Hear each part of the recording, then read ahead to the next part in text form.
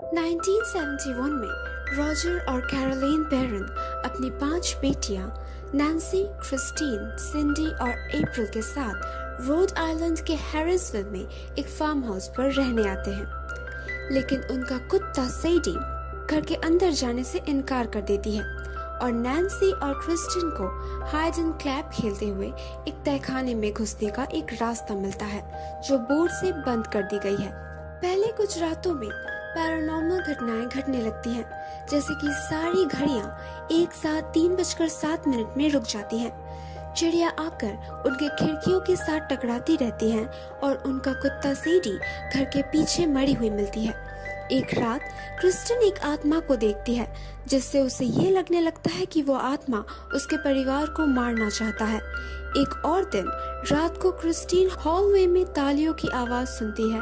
जब वो छानबीन करने जाती है तो वो आत्मा उसे तहखाने में बंद कर देती है और उसी दौरान एंड्रिया और सिंडी के बेडरूम में उन पर भी एक आत्मा हमला कर देती है और देखकर लगता है कि ये वही आत्मा है जिसके साथ क्रिस्टीन का सामना हुआ था। कैरोलीन फैसला करती है कि वो डिमोनोलॉजिस्ट एड और लॉरेन वॉरेन के साथ संपर्क करेंगी, जिन्होंने हाल ही में एनाबेल नाम की एक पोसेस्ड गुड़िया पर इन्वेस्टिगेशन किया था। वॉरेन्स इस केस पर काम करने के लिए राजी हो जाते हैं। उस घर पर प्राइमरी इन्वेस्टिगेशन करने के बाद उन्हें लगता है कि उस घर को एग्जॉर्सिज्म की जरूरत हो सकती है, मगर इस प्रोसेस को आगे बढ़ाने से पहले उन्हें कुछ और सबूत चाहिए होंगे और कैथोलिक चर्च से अथॉरिटी चाहिए होगी। एड और लॉरेन को पता चलता है कि ये घर बाथशीबा शर्मन नाम की एक औरत की थी, जिसे लोग चुड़ैल मानते थे, जिसने अपने 1 हफ्ते की उम्र के बच्चे को शैतान के सामने बलि दी थी और उसके जमीन पर कब्जा करने वाले लोगों को कोसकर और श्राप देकर खुद साल 1863 में 3:07 में आत्महत्या कर लिया था। एड और लॉरेन को उस जमीन पर बनाए गए घरों में हुई हत्या और आत्महत्या की रिपोर्ट्स मिलती हैं। सबूत इकट्ठा करने के लिए एड और लॉरेन अपने सहकारी ड्रू थॉमस और हैरिसविल पुलिस ऑफिसर ब्रैड हैमिल्टन की मदद से घर के चारों तरफ कैमरास और घंटियां लगाते हैं। एक दिन सुबह जब एड, ड्रू और रॉजर बच्चों को आइसक्रीम खिलाने बाहर ले जाते हैं, तब बाथशीबा कैरोलीन के कमरे में आकर उसके मुंह में काली उल्टियां कर देती है, जिससे वो पूरी तरह से पोसेस्ड हो जाती है।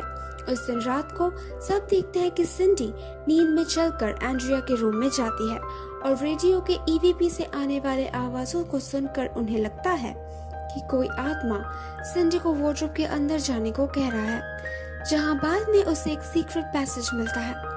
लॉरेन जब उस पैसेज के अंदर घुसती है तो फ्लोरबोर्ड्स टूट जाते हैं और वो तहखाने के अंदर घुस जाती है, जहां उसे एक औरत की आत्मा दिखती है, जिसे कई साल पहले बाथशीबा ने पोसेस किया था अपने बच्चे को मारने के लिए। पेरॉन फैमिली तय करते हैं कि वो एक मोटेल में रहेंगे और एड और लॉरेन अपना एविडेंस लेकर फादर गॉर्डन को दिखाते हैं। उनका एविडेंस देखने के बाद फादर गॉर्डन उनसे कहते हैं कि उस घर पर एग्जॉर्सिज्म करने की अप्रूवल उन्हें सीधे वेटिकन से लेनी होगी, क्योंकि पेरॉन फैमिली उस चर्च के मेंबर नहीं है। मगर वो दावा करते हैं कि वो इस बात का पूरा ख्याल रखेंगे कि उन्हें जल्द से जल्द अप्रूवल मिल जाए। बाथशीबा वॉरेन्स की बेटी जूडी पर उनके घर में रखे गए एनाबेल का इस्तेमाल करते हुए हमला कर देती है, लेकिन ऐन वक्त पर एड और लॉरेन आकर उसे बचा लेते हैं और यहाँ पोसेस्ड कैरोलीन अपनी दोनों बेटियां क्रिस्टीन और अप्रैल को उस घर में वापस ले जाती है। एड, लॉरेन और ब्रैड को कैरोलीन सेलर में मिलती है, जहां वो क्रिस्टीन को छुरा घोंपने की कोशिश करते हुए पाई जाती है और रॉजर और ड्रू उसे रोकने की कोशिश कर रहे होते हैं। कैरोलीन को एक चेयर के साथ बांधने के बाद एड फैसला लेता है कि कैरोलीन पर एक एग्जॉर्सिज्म करना जरूरी है, मगर फिर उसे एहसास होता है कि उनके पास एक प्रीस्ट आने तक का वक्त नहीं है। एड तय करता है कि वो खुद ये एग्जॉर्सिज्म करेगा, लेकिन उस दौरान बाथशीबा उस पर हमला कर देती है। कैरोलीन वहां से भाग जाती है और अप्रैल को मारने की कोशिश करती है, मगर लॉरेन उसे डिस्ट्रैक्ट करने के लिए उसे अपने परिवार के साथ गुजारे हुए खास लम्हों के बारे में याद दिलाती है।